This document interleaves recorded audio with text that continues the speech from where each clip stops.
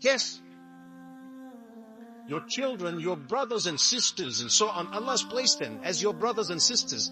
I told you the person sitting next to you, why, he is a creature of Allah. What about your family members? Allah made that connection. Did you decide, listen, I want this brother, this sister? You didn't. Allah gave you. Some of them might be very difficult to get along with. Some of them impossible to get along with. Maintain a distance if need be, but respectful distance. You don't need to become ugly about it. You see? Sometimes it's very hard to have a relationship with a tough person. Really difficult, toxic. I can't manage. It's just something so stressful. It's so taxing. Well, there's no harm in keeping a safe distance, but a respectful one. Keep your peace.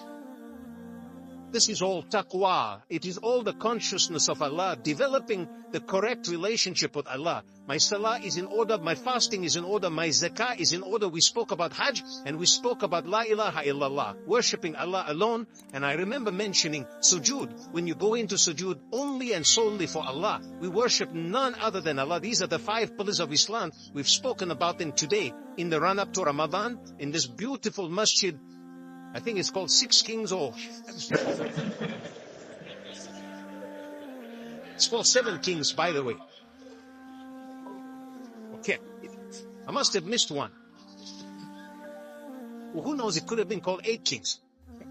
Maybe one was a queen. But anyway, so may Allah grant us ease and goodness and open our doors and have mercy on us. May Allah give us all the reason to smile and to be happy on the Day of Judgment, when our books will be given to us on the right hand, inshallah. And my brothers and sisters, I want to say something interesting as I close. As I close, I want to say something interesting. And that is, all of us here are human beings.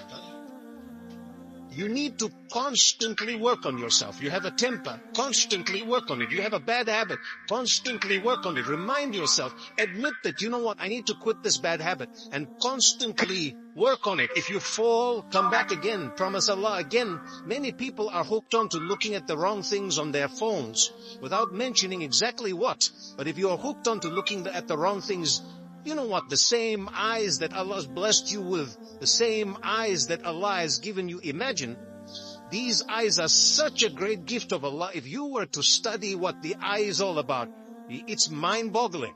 There's no point in looking at things that displease Allah. Because you're a human, you might have fallen, or you may still fall. If that happens, just turn back to Allah. Have hope in Allah, but don't let shaitan make you believe or make you think for a moment that you are outside of the mercy of Allah. Because Allah says, La taqnatu min rahmatillahi. Don't ever lose hope in the mercy of Allah. If Allah says that, we all have hope. Ramadan is a month of forgiveness, and this is why the dua was, destruction be or woe upon the one who witnesses the month of Ramadan and doesn't achieve forgiveness. Because Allah's giving the forgiveness. I need it, you need it. May Allah forgive us before Ramadan. May Allah bless every one of us. May Allah grant us ease. I would like to mention the brothers and sisters who were waiting outside, because the place was full for a while. And mashallah, they waited for quite a while. I was uneasy even during Salah, thinking of the brothers and the sisters who were standing in queues outside and how cold it is. And I said, may Allah grant them Jannah without reckoning. Wallahi, I felt it, because I know the masjid has a certain capacity. It's impossible to have more than that, and there were people standing in queues waiting for us to complete our salah. May Allah reward you for every moment that you stood out there. May Allah alleviate your struggles, your suffering. May Allah grant you good health, and may Allah give you all the good things in this world and the next. أقول قولي هذا وصلى الله وسلم وبارك على نبينا محمد.